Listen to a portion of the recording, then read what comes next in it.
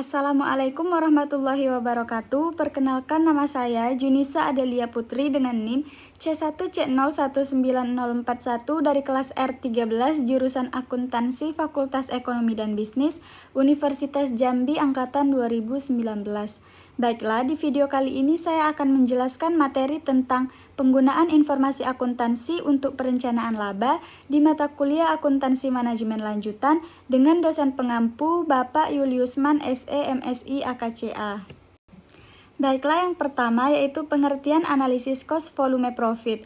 Pengertian analisis cost volume profit adalah analisis yang digunakan untuk menentukan bagaimana perubahan dalam biaya dan volume dapat mempengaruhi pendapatan operasional perusahaan dan pendapatan bersih. Seperti yang kita ketahui, jumlah produk yang dihasilkan perusahaan di dalam suatu periode tertentu akan memiliki hubungan langsung dengan besarnya biaya yang dikeluarkan perusahaan. Ketika biaya itu dipertemukan dengan nilai penjualan produk yang dihasilkan oleh perusahaan, laba perusahaan yang diperoleh pada suatu periode akan terpengaruh menjadi lebih besar atau lebih kecil. Untuk melihat hubungan antara ketiga variabel itu, yaitu biaya, volume, dan laba, diperlukanlah analisis cost volume profit. Selanjutnya, asumsi analisis biaya volume laba. Asumsi dasar analisis cost volume profit disederhanakan menjadi: yang pertama, semua biaya diklasifikasikan sebagai biaya variabel dan tetap. Yang kedua, fungsi jumlah biaya adalah linear dalam kisaran relevan. Yang ketiga, fungsi jumlah pendapatan adalah linear dalam kisaran relevan dan harga jual konstan. Yang keempat, hanya terdapat satu pemicu biaya, yaitu volume unit produk atau rupiah penjualan. Yang kelima, tidak ada persediaan. Selanjutnya, dasar analisis biaya, volume, dan laba. Biaya, volume, dan laba atau analisis titik impas membahas hubungan antara penerimaan total, biaya total, dan laba total perusahaan pada berbagai tingkat output. Pengetahuan dasar yang sangat menentukan dalam analisa biaya, volume, dan laba adalah pemahaman tentang penyusunan laporan laba rugi dengan menggunakan pendekatan variable costing. Pendekatan ini menghasilkan suatu model laporan laba rugi di mana biaya diklasifikasikan menurut perilakunya. Agar lebih informatif, maka sebaiknya laporan laba rugi diuraikan dalam bentuk laporan penjualan secara total, penjualan per unit, dan analisis vertikal yang menunjukkan persentase biaya, variabel, dan margin kontribusi dan nilai penjualan. Selanjutnya yaitu konsep contribution margin. Margin kontribusi adalah jumlah yang tersisa dari pendapatan dikurangi beban variabel. Jadi, ini adalah jumlah yang tersedia untuk menutup beban tetap dan kemudian menjadi laba untuk periode tersebut. Margin kontribusi digunakan dulu untuk menutup beban tetap dan sisanya akan menjadi laba. Jika margin kontribusi tidak cukup untuk menutup beban tetap perusahaan, maka akan terjadi kerugian untuk periode tersebut. Selanjutnya, analisis titik impas.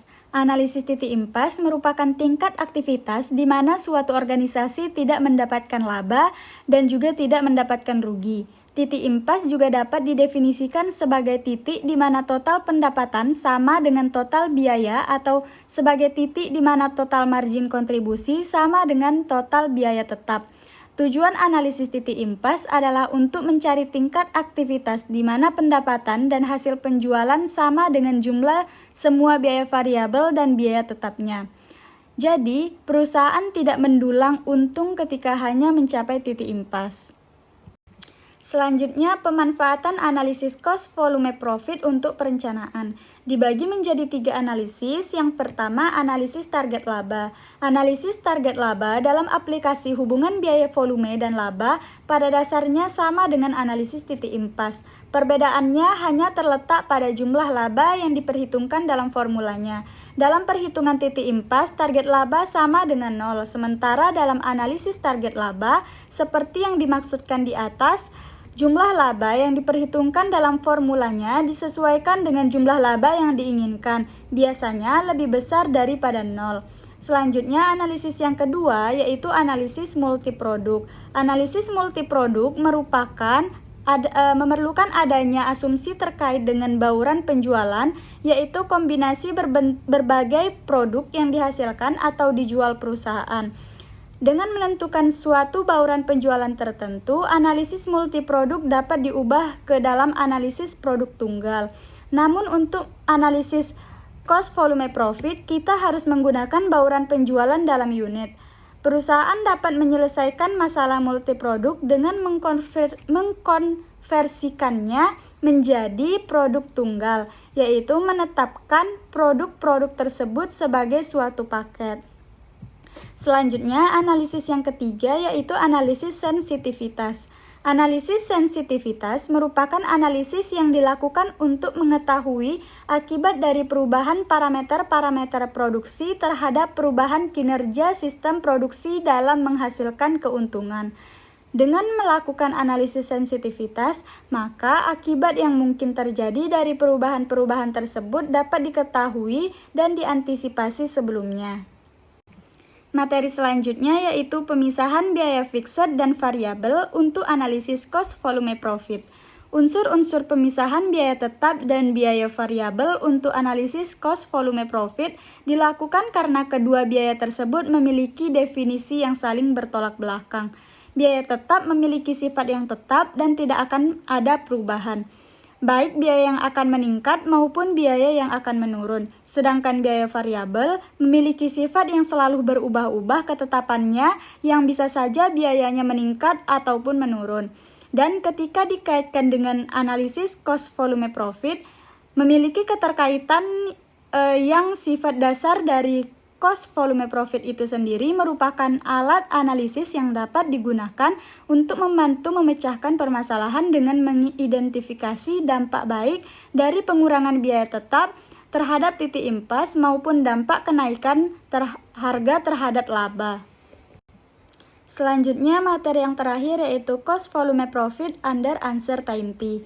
Perusahaan diasumsikan belum tentu sama dengan kondisi sebenarnya saat rencana dilaksanakan. Ketika menganalisis cost volume profit yang dilakukan ketika tahap perencanaan, terdapat 3 cara yang dapat dilakukan oleh perusahaan ketika mengantisipasi ketidakpastian atau uncertainty, yaitu yang pertama, safety margin adalah selisih unit yang diperkirakan dapat dijual perusahaan pada periode analisis dengan unit yang harus dijual untuk mencapai titik impas. Semakin tinggi safety margin yang dimiliki perusahaan, maka posisi perusahaan akan semakin aman. Karena jika terdapat asumsi yang terkait meleset, perkiraan posisi perusahaan masih jauh dari titik impas. Yang kedua yaitu operating leverage adalah mengukur besarnya proporsi biaya tetap dibandingkan dengan total biaya yang dikeluarkan perusahaan. Semakin tinggi operating leverage, maka semakin tinggi proporsi biaya tetap dalam perusahaan. Rumus untuk menghitungnya adalah total margin kontribusi dibagi dengan total laba operasi. Selanjutnya yang ketiga yaitu analisis sensitivitas. Adalah analisis yang dilakukan untuk mencari unsur yang paling sensitif dalam analisis cost volume profit. Faktor yang paling sensitif yang dimaksud adalah faktor yang jika meleset paling mempengaruhi perolehan laba perusahaan. Faktor yang paling sensitif inilah yang harus dijaga perusahaan agar dalam masa pelaksanaannya tidak meleset dari rencana. Sekian penjelasan materi tentang penggunaan informasi akuntansi untuk perencanaan laba. Jika ada salah kata dan kekurangan, saya mohon maaf. Saya akhiri. Wassalamualaikum warahmatullahi wabarakatuh.